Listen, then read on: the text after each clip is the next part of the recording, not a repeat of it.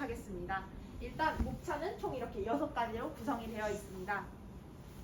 제가 이 주제를 선정하게 된 이유는 일단 희망진로학과가 문헌정보학과인데요. 이때 정보에 초점을 맞추어서 이제 세바시를 진행을 하고 싶었어요. 그런데 요새 잘못된 정보가 엄청 큰 사회 문제로 예전부터 떠오르고 있길래 이 주제를 선택하게 되었습니다. 먼저 첫 번째는 조선인 학살 1923년 9월 1일에 있었던 일이죠.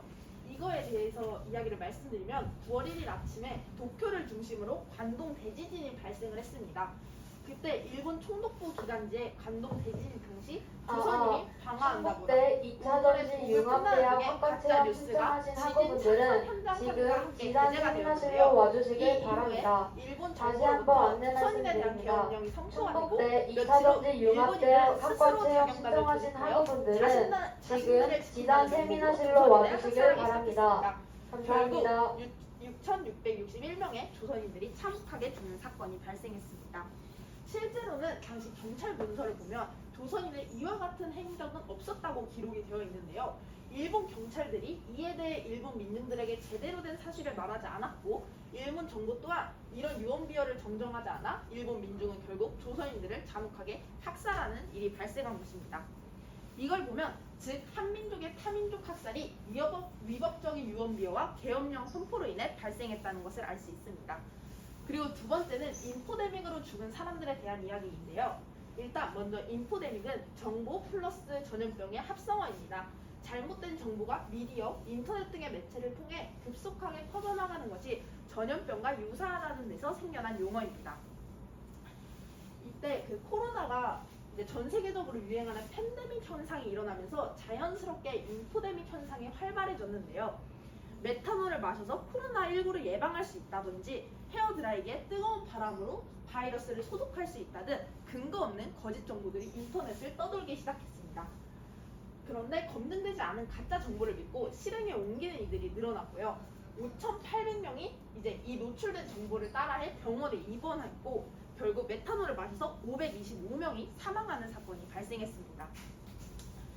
이걸 보면 인포데믹 현상은 일단 대형 재난이나 경제 위기 등의 위기 상황에서 더 빨리 일어난 것을 알 수 있고요.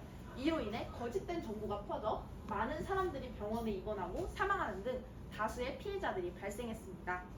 이때 재난 약자인 고령자, 영유아, 외국인의 피해가 가장 심각했다고 합니다.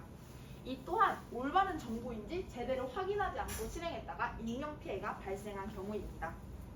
이제 마지막은 유튜브에서 만들어지는 거짓 정보인데요.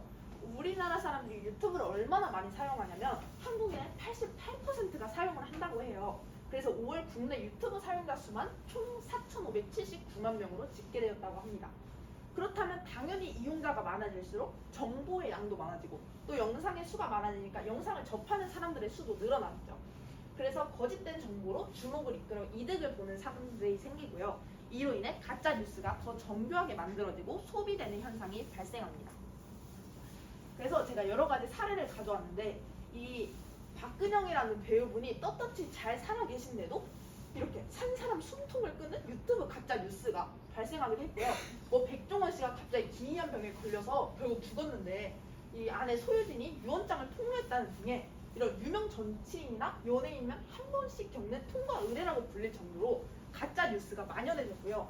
이 밑에 같은 경우에는 조인성 씨와 송혜교 씨인데요. 이분들이 실제로 영상을 찍은 것처럼 보이지만 사실 이건 딥페이크 기술을 이용해서 연예인이 주식을 홍보하는 영상을 만들어 사람들에게 투자하도록 했던 사례입니다.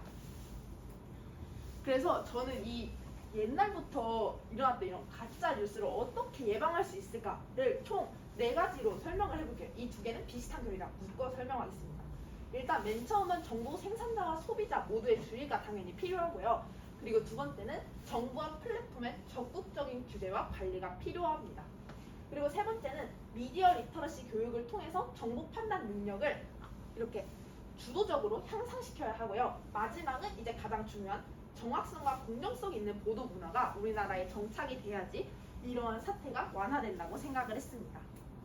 네, 소감은 빠르게 말할게요. 이렇게 잘못된 정보가 얼마나 많은 영향력을 끼치는지 이 자리에서 여러분들께 알릴 수 있어서 정말 좋았고요. 이번 시간을 통해 앞으로 이런 정보들을 옳은 것으로 고쳐나가 사람들에게 알리는 사람이 되고자 다짐했습니다. 이 발표가 여러분께 도움이 되었길 바라며 이상으로